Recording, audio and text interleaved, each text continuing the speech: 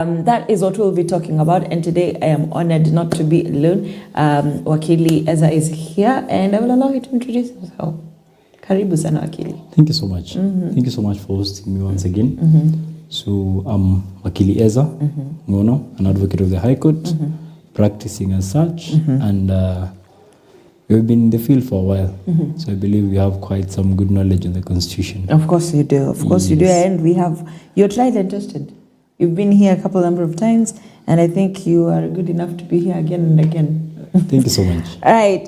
Now, if you may allow me to read this, a deal seems to be underway between opposition leader Raila Odinga and President William Ruto, whereby ODM gets cabinet positions and amendments are made to the 2010 Constitution. Apparently, Raila wants to revert to the Westminster system originally proposed in the Bomas draft, where MPs elect the Prime Minister, who is the executive, who is the executive, who is the executive head of the government. If I will take that again, apparently Raila wants to revert to the Westminster system originally proposed in the Bomas draft, where MPs elect the Prime Minister, who is the executive head of government. In theory, this makes the Prime Minister more accountable because he or she can easily be changed by MPs, but at the same time, term limits are lost. The executive Prime Minister can be there for forever with just a ceremonial president,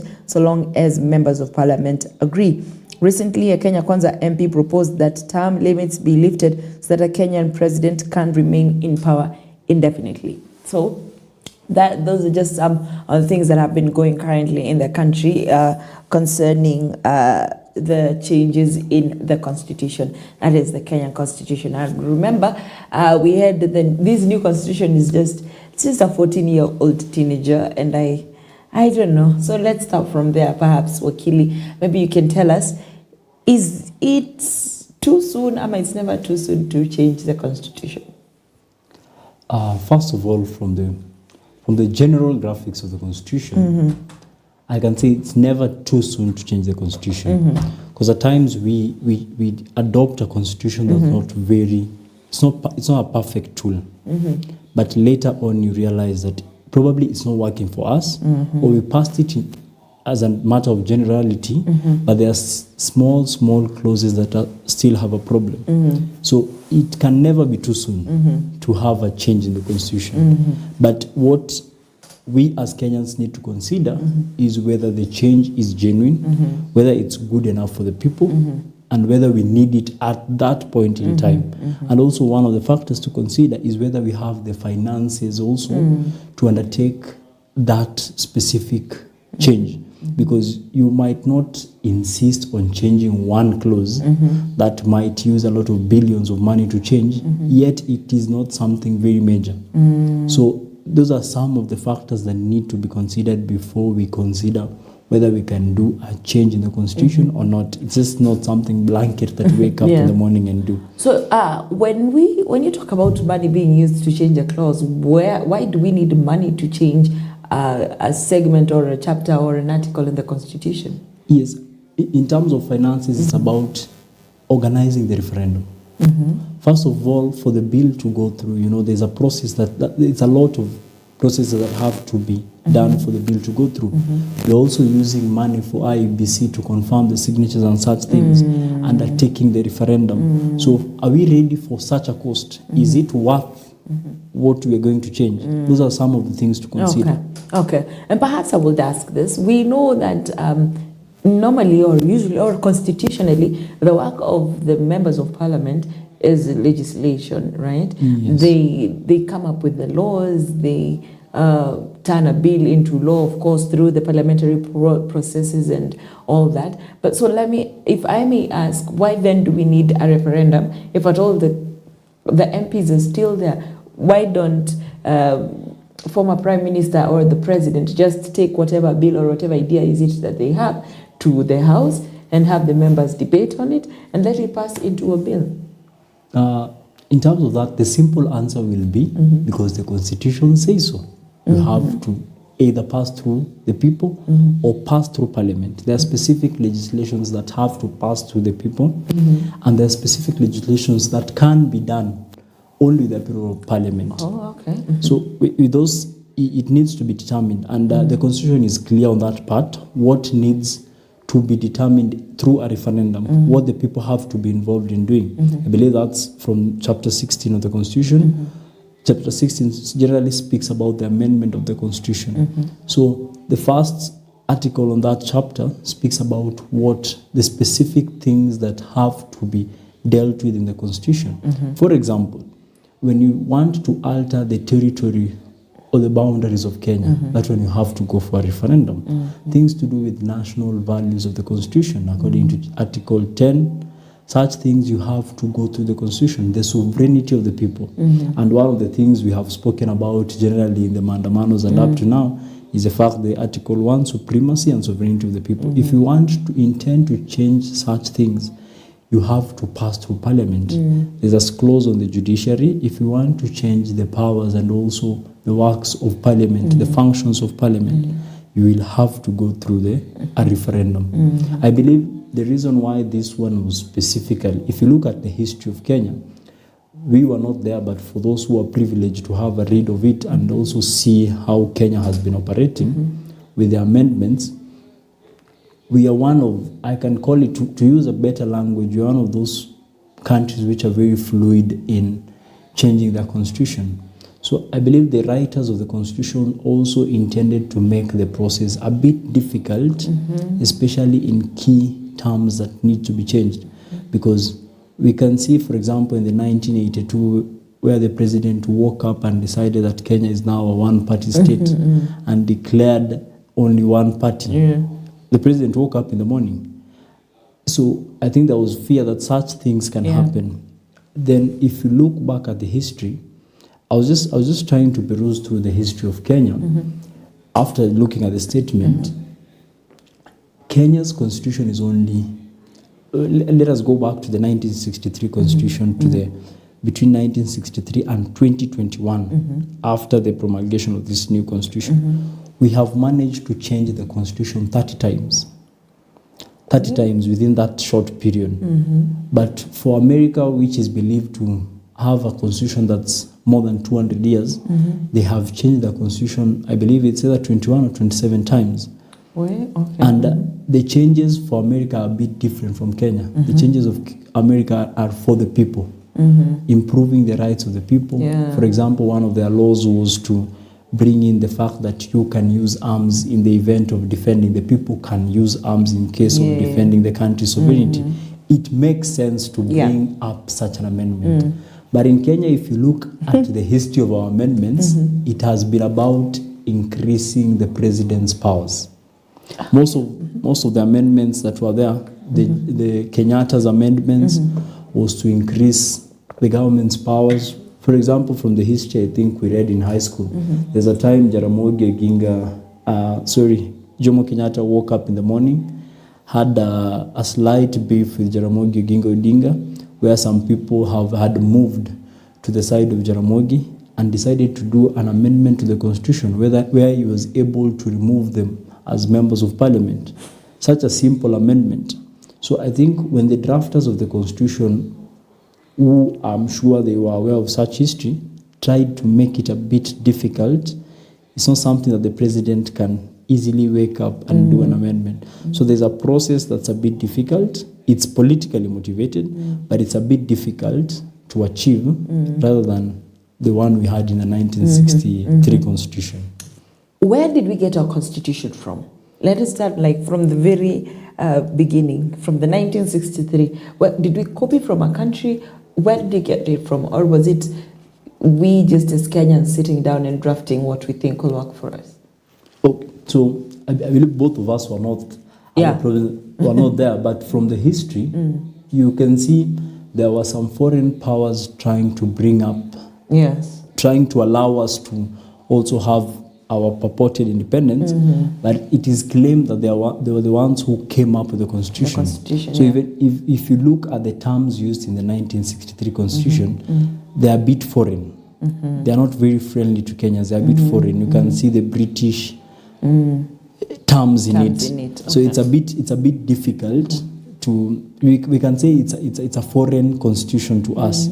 most of the things that were being applied to are also foreign things. And at that time, you can see the president had a lot of powers, just like the same way the British queens had Yeah. a lot of powers. Yeah. So it resembles the British constitution more.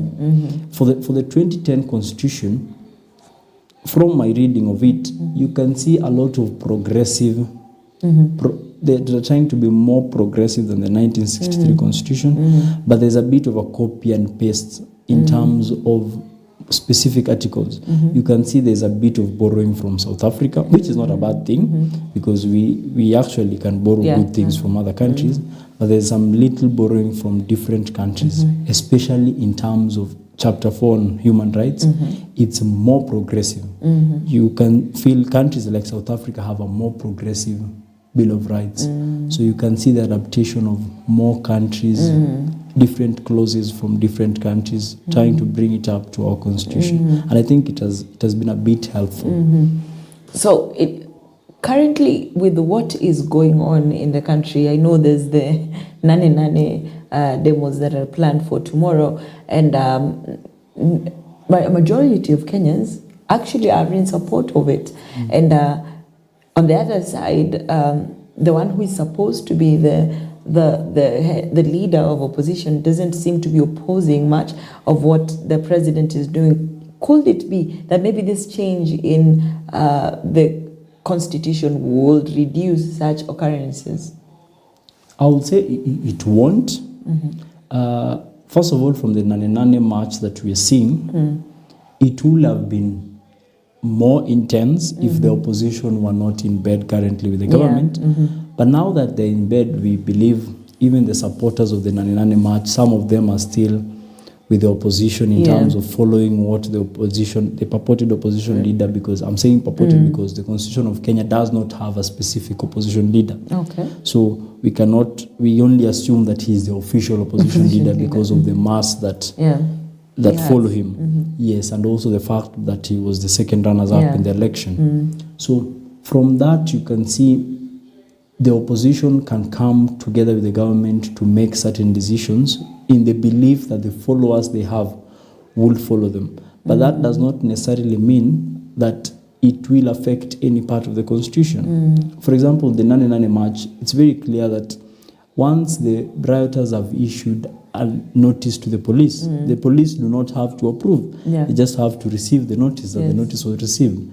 Then the protesters can proceed with their march. I believe you cannot amend the constitution in the streets, but it's a good way to also start the process by bringing your queries, probably walk with your queries to parliament, give your document, this is what you intend to do.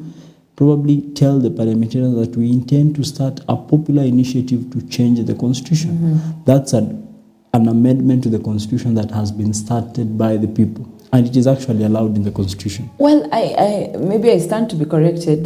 Gen Zs, please spare me, please don't greet me. But I stand to be corrected. I don't think right now people are on the streets asking for change. I think they're basically asking, let the constitution be followed as it is, right? But then again, if the constitution as it is not being followed to the latter, and by this I mean public participation. You said earlier on that there are things that the August House can take care of. It can be brought to the House, they can debate over it, yada, and that goes like that. But then there are others that need public participation. But so far, even one of the main reasons as to why we had the protests in the first place is because public participation has always been ignored. Either what people are saying what people are crying out for has not been heard. They've not hearkened to the voice of the local or the common mwananchi, and as a result, people are on the streets asking that they be heard. Now, if the referendum needs to be changed, they need the voice of the people. But then again, how sure are we if that step comes, or if we cross over to that bridge when we really need the referendum, that indeed they will get the approval that they need from the people, bearing in mind that they've never listened to the people in the first place? First of all, that's a very good question, and also statements. You have brought up a lot of different perspectives. Dealing with the last part, most of the amendments to the constitutions are political. Of course. Are political. we are not, I believe, we are not yet there as a country where we personally people can push for a referendum and it goes through. We are not at that point yet. But things happen in a second in politics. Things can change in a second. So I believe we can get there in a span of a week. But from the general mood of the people, we are not yet there to initiate the change in the constitution. Probably the Nane March can open our eyes tomorrow so that we see what we can change. But speaking about the specific people, the specific things the Gen Zs are pushing, the movement was to push for accountability. Yes. Not necessarily, it didn't start as a measure of changing the constitution or as an act of changing the constitution. But the Gen Zs wanted to push for accountability, the working of the institutions that are there in the constitution. And if you look at just a brief readings of what our scholars have written, in Kenya we do not lack laws. Yes. Actually, we have excess laws. Yes. We are overburdened with laws. We have Fisheries Act. We have everything. Yeah, we have acts for everything. We have acts for everything. Yeah. We have the Witchcraft Act. I'm coming there. I'm coming there. Coming there. We are not short of acts. Almost everything. There's only one thing that we were trying to check from the laws about spaceships, and it's just a new field that's coming up. That's what we were discussing, and we were saying that there might be lack of laws in that specific sector. But for everything that we have done in terms of rights, accountability, institutions, we have all laws that can guide the workings of Kenya. Our problem is the people in government, the people in those offices, the accountability. Yeah. We have measures to oversight such things. Actually, I was telling someone, we have overburdened with overrepresented. If you look at the Constitution of Kenya, that's one of the changes that I will personally push. We are overrepresented. There is oversight, excess oversight, because an MCA oversights the governor, the Senate oversights the governor. We do not lack oversight roles. So in terms of change by the Gen Zs, in terms of accountability that they're asking for, it's a good thing that they ask for accountability. But we do not expect the same people to give you accountability unless you want to remove them from office and bring new people, because these people are here to benefit from the misappropriation of funds. You don't expect them to one day turn the towel and be accountable people and also give you what you want. So it's a long shot. What they're trying is a long shot. I don't believe it will go through as per now. If that's the only thing they're seeking, unless they want a change of something, change of leaders, that's something we need to consider. But in terms of an amendment, it's also proper that as we push for accountability, there are small issues I believe we need to talk about. Okay. There was an amendment that was proposed. If you remember, Ekuru Court came up with a Punguza Mzigo initiative. Most of the things that were spoken about in the Punguza Mzigo initiative is actually what we should be discussing in the event we need a referendum. In terms of reducing the parliamentarians, that's part of accountability. We are overrepresented, we are paying these people a lot of money. If we for nothing. Actually, we do not need all those members of parliament. So if we want accountability, the best way to also reduce it, we should be pushing for our amendment of the constitution on very specific issues, which include change of specifically Chapter 8 of the Constitution and the legislature. That's where our mess is at the moment. If we manage to change that mess and also reduce our boundaries to something reasonable, a governor should be governing like 3 or 4 counties. That's part of accountability. We have started to save our money, reducing the expenses. So I believe that's a change we need to push and not the one being brought by the opposition. Yeah.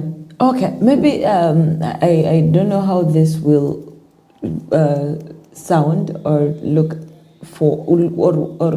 like to you, but we know, especially now that we're on the legislature part of it, the seat or the women rep position was brought about because they thought it would be a way to help with the 2/3 gender rule. But even as it is right now, it is not helping. We're still not satisfying that fraction, the 2/3 fraction. Is there a consequence to it? It was just, that clause, 2/3 gender rule was there just because it's a 2/3 It should be gender done. rule?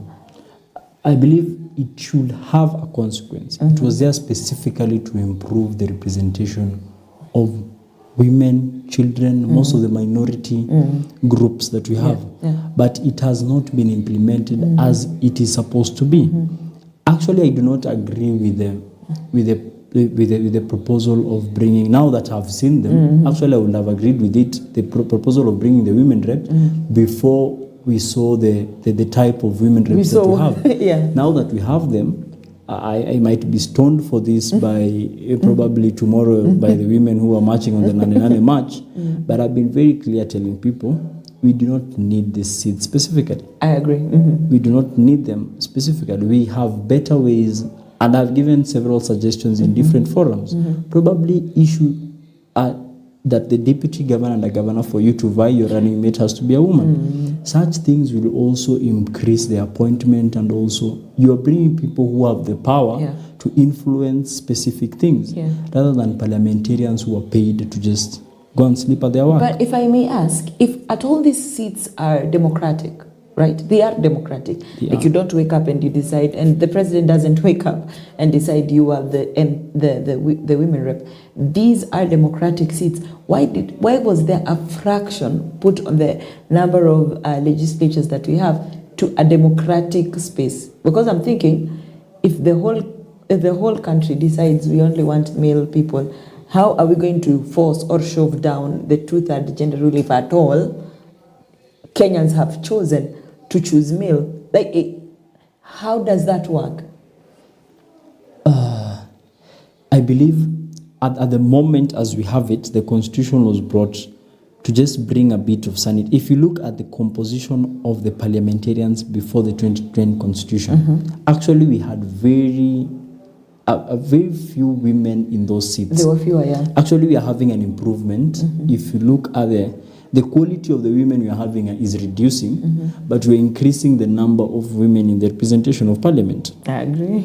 Their noise is actually reducing, apart from a few people who we are seeing the Millie Body. We are seeing the voices of some few people, but the quality of the people is reducing. The intention of increasing the women rep was specifically to increase their voice in parliament, so that they are not being marginalized out here and also in parliament where they cannot push for specific things. For example, at the moment, if they were supposed to be doing their work specifically, all of them should be rejecting the proposal of the CSs in terms of not meeting the gender rule. Yes. But right now, all of them are silent, following their party leaders, what they have been told. So it has not met the intention of the people who wrote the constitution was very good. But the people who are supposed to actualize it are the problem. And also, the biggest problem in this is also that we have not brought proper sensitization of the work of the women reps in parliament, and also for the people to know. Just to give you an example, how many women reps do you know in parliament? If you just ask someone in the streets, they will mention probably one or two on a maximum. Two, I think. One or two on maximum. But in terms of creating, those should be one of the most vocal people. If you are protecting a marginalized group.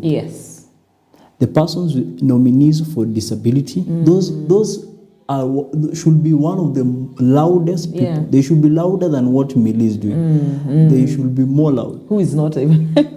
But we are not hearing them. So the role they have been given by the constitution, it's either they don't understand them, or we have put very unprincipled people who do not appreciate their role and are not ready to force what the constitution indicates for them to do.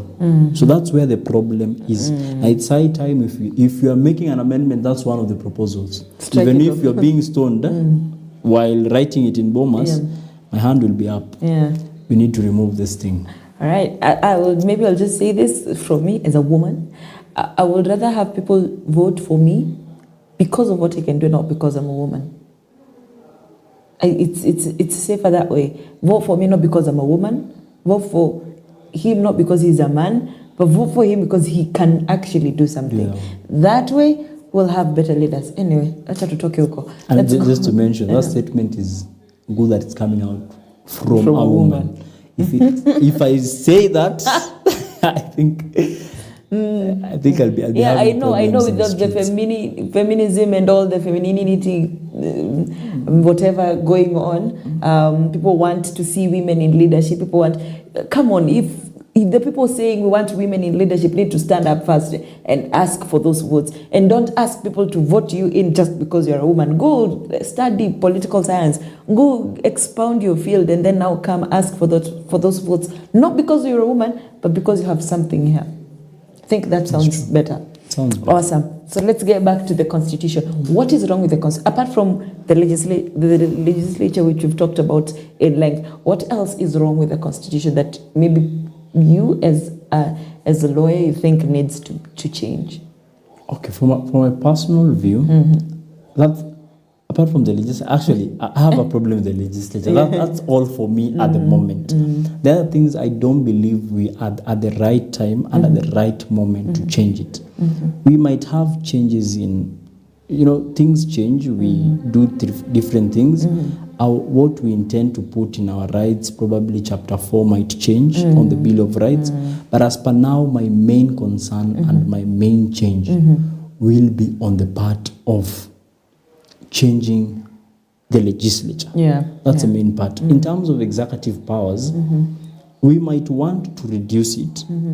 But if you look at the Constitution properly, actually the Constitution does not give the president a lot of powers like the 1963 Constitution. There is a power of mercy, but if you look at it, the power of mercy you have, just for example, for the president to give the power of mercy to the prisoners, there is an appointed committee. There has to be a committee that approves, then that nominates and selects those people, then the president approves the names. So the problem is not actually the powers of the president. The problem is the general clothing of our values.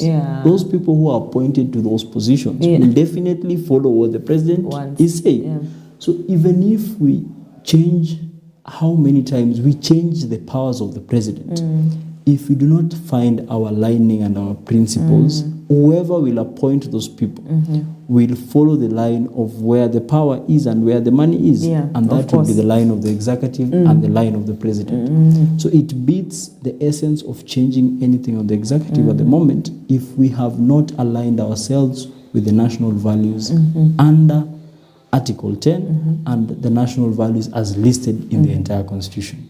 Why is it that, as you said, the national values, they dictate, if I'm not wrong, they dictate the kind of leaders we need to have, the kind of leadership that needs to govern the country? Why is it so hard when it comes to choosing leaders? Why is it so hard for the leaders we have to just open that clause and see? Because some of the leaders that we have are like, you take the Constitution like this and you just look at the leaders, it's absolutely 0, 3 out of 10. It's clearly in the Constitution. How do we still have such leaders out there? It's true, most of the leaders, if you look at them, it's a complete opposite of what the Constitution states. But at times, I do not blame the people as much in terms of choosing leaders. I'm working on an article, actually, where it states that one of the things I'm looking at is the fact that an election is not a place to choose the leaders. We do not actually hold our leaders accountable in terms of an election that we need to put the right people, because people change. I might be a saint right now, but when you give me the millions in the account at Treasury, you might see my new values. So the problem is in terms of accountability. Are we putting our leaders into account as much? So in terms of national values, I might forgive 1-2 people who vote, because people pretend at the time of the election. And generally, if you look at the general nature of our elections in Africa, it's either on the tribal lines or the poverty levels that we have. The only thing, politics is about interest. Yes, of course. If this guy promises to give me unga every day, even if he doesn't achieve it, but at that period of the election, I've I will received take 30 that ungas promise. from Yes, him, yes. I am more inclined to vote for him Yeah, because of what he has done personally in my life. yeah, yeah. So where our soberness needs to come in is after election. This guy promised you unga. Your interest was on the unga. Yeah. Is the unga being provided on a daily basis now that he's there? Is the unga the only thing that you need after that? Yeah, yeah. Those are the things you should be looking at. You can be promised a lot of things in the election. It's a popularism type of way of course. selecting leaders. Yeah. But if the popular leader, for example, the Hustler Nation, we are promised a lot of things. Are we receiving the things as promised? So those are the things. You can choose a lion to lead the hyenas. And the lion probably promises not the hyenas, but the goats. The lion can promise the goats not to eat them after he's in. Is he doing the same thing, or is he eating the goats after the election? Do we need to remove him now that he's starting to eat the goats? So that's the main consideration. Yes, so I believe in terms of our national values, it might be useless for us to consider them in terms of comparing with our national leaders. We need to do that after we are done with elections. Now that we are sober, we have already eaten their money probably, because that's our course in terms of election. But is he now delivering? Yes. You have talked a lot about accountability, and allow me to ask this: who should be calling them out? Because apparently the crowd, the people, is not getting to their heads or to their ears. It's amazing how even after everyone shouted a huge no to the Finance Bill 2024, some members of parliament still went to the parliament and were like, you know what, you guys, you made the wrong decision, blah, blah, blah. No, this bill needs to be back here. You know, some still were going there, despite of, because personally I was like, it's not about what you think, be it ground inaongea contrary to your views. You are there to represent that ground. So no matter what you feel or think, when you go out there, say what they want you to say, right? So who should be, who is the watchdog? Because now, as you've brought it up, you've also said that the position of the opposition is not constitutional. So who is our watchdog? When we say accountability, who is the principal? So actually, the reason why I was telling you, we have, just following it up with this question, why we have a problem with the legislature is because our main watchdog should be Parliament. Yes. The fact that we don't have an opposition leader does not make them not to use their heads. They do not need a specific person to give them direction on specific things. It should be a matter of principles. I think the people who wrote the Constitution had a belief that we'll be choosing wise men to sit in Parliament. But we have the same people in Parliament who are not wise. Right now, Constitution. Yes. Yeah. So they should be our main watchdog. Yes. And the Constitution, the power belongs to the people. Yeah. We can exercise it directly. In this case, we decided to also exercise it, and also the way Constitution tells us, to delegate some of the powers to the parliamentarians. We elected them to take our views to Parliament. Yes, we did. So actually they should be our watchdogs, and we should be guiding them on what to do. Yeah. Before passing laws, actually they should be coming to the town barazas and confirming. Do you feel like this is the right way? That's the right procedure. You don't go to State House and be dictated of what you need to pass and then go back to Parliament and tell us that I have read this thing and it's nice. It's not a matter of using your own head at this point. Use your own head, but listen to what the ground states. We accept that in most instances they say the crowd is wrong, but it cannot be in every scenario. The crowd is wrong and everyone is speaking about it and they are the only right person. So parliamentarians have not appreciated the fact that the Constitution intends them to represent. They have not accepted the fact representation. Actually, there's a whole chapter, I believe it's either chapter 7 or 8, that speaks to representation of the people. You are representing from the name. So they have not appreciated that fact. So they are taking directions from the executive and not from the people. When the executive gives you the finance bill and tells you it's nice, they actually are convinced that it's okay. They have not read it. If you look at the debates they were having, it's clear that they are clueless, but they have not listened to the ground on the specific issues, and they do not understand what they are representing and the roles from the Constitution. And maybe just to sum it up, just for someone out there who might not understand, what's the major difference in responsibility between the August House and the Senate Assembly? What is it that the Senate Assembly can do that the August House cannot do, and vice versa?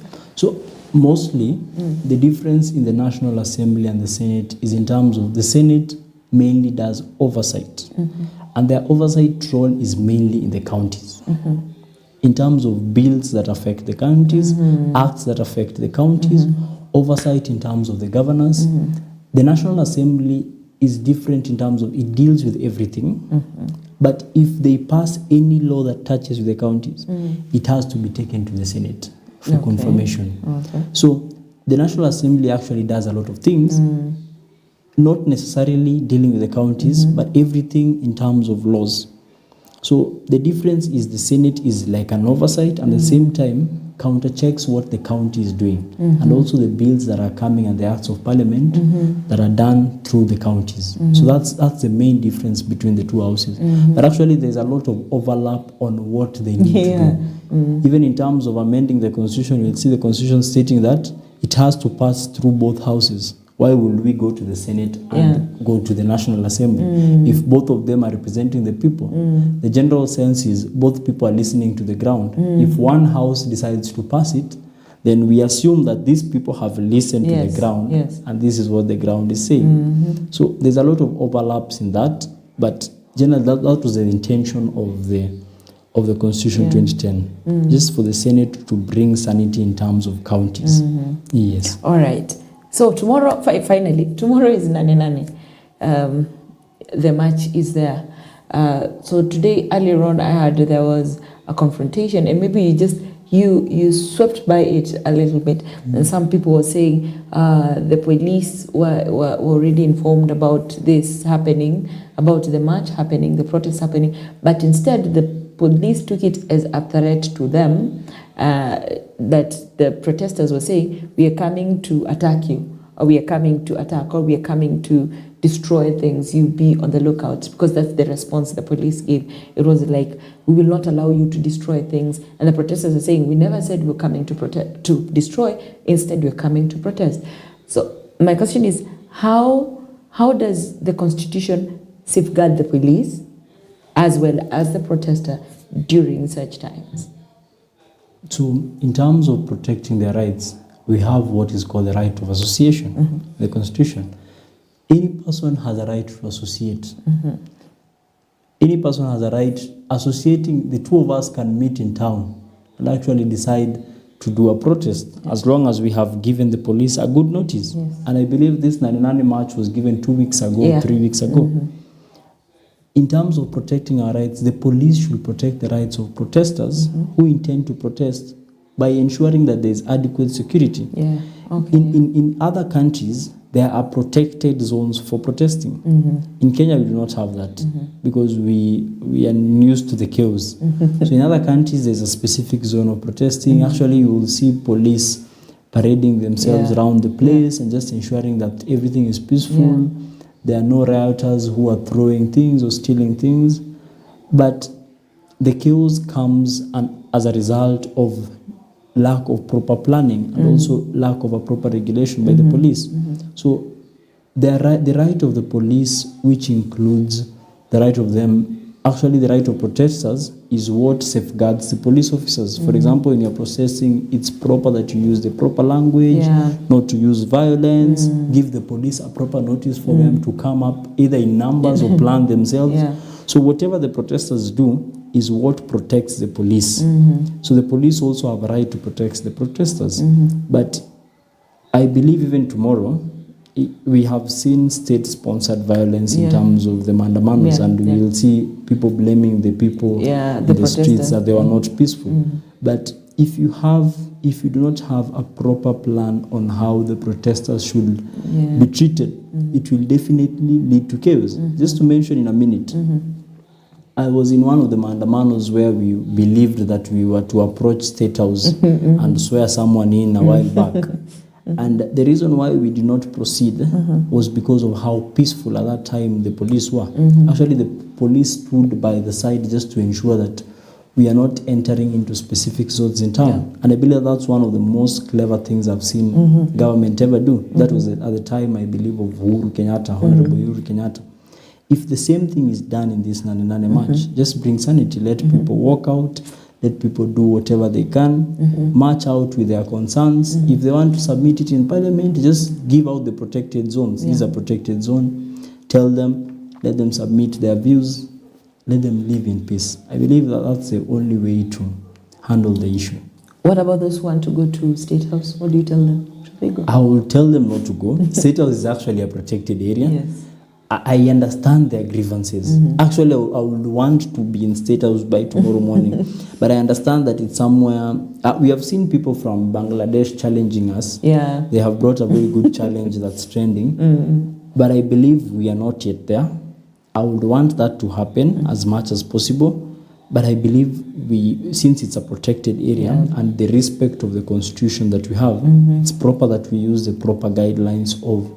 We can actually match if the intention is to have the president listen to us or remove the president. A march in town of 3 million people will be enough to do that. Yeah. So we do not have to go away of bringing chaos. The comparison we are being in Bangladesh, people lost their lives, almost 300 people. So is it worth the risk that we have at the moment? I don't believe so. But it's something we need to come out just to raise our concerns properly. After that, if the government does not listen, let us have a proper march out again. Continuous march outs and consistent march outs always bring down dictators. Yeah. If you believe Ruto is a dictator at this point in time, let us have him removed in a good march that's bringing change. All right. Hiya, and that is the end of EBNOU Law Edition today, being the 7th of August 2024. Tomorrow being the 8th of August, aka Nane busy. Okay, you can say maybe your parting shot even as we close. My parting shot on this, just in terms of, first of all, know your law in terms of amendment of the constitution. Kenyans should resist any political intention. To change the constitution, something we are not comfortable with. Kenyans should resist such intentions. But if it's genuine in terms of reducing our expenses, bringing accountability, that can be accepted. We should not say that it's too late or we look at the specific person bringing it, but we look at the contents of the person, of the contents that is being brought from the document of that person submitting it. But we should not be lied to by one or two clauses and the rest is bad for personal intentions. So, on the know the law, that's my take. Let us resist any intention to politically change the constitution. In terms of the Nane March, I would want to encourage people, for those who feel aggrieved, this is your point in time to demonstrate that. Come out in large numbers, be peaceful, actually talk to the police. Let them know your grievances. They actually understand what you're feeling. So let us have a peaceful march and let the political leaders listen to the people. That's my point. Let them listen. You don't have to go to a rally to speak against people. Just watch your TV, listen to the grievances. That's all. Okay, thank you very much for your time. It's always an honor. I assure you, you're coming back again. I don't know what we'll be speaking about, but we will know. Thank you very much for your time. That marks the end of Know Your Law. EBN TV is the station you tuned into. My name is Consolata Chibalonza. Those who are going out tomorrow, please stay safe and make sure you go back home. You go to town or you go to whatever CBD you'll be going to, whatever town you're representing, but make sure you go back home to your parents, to your loved ones, to your children. Go back home.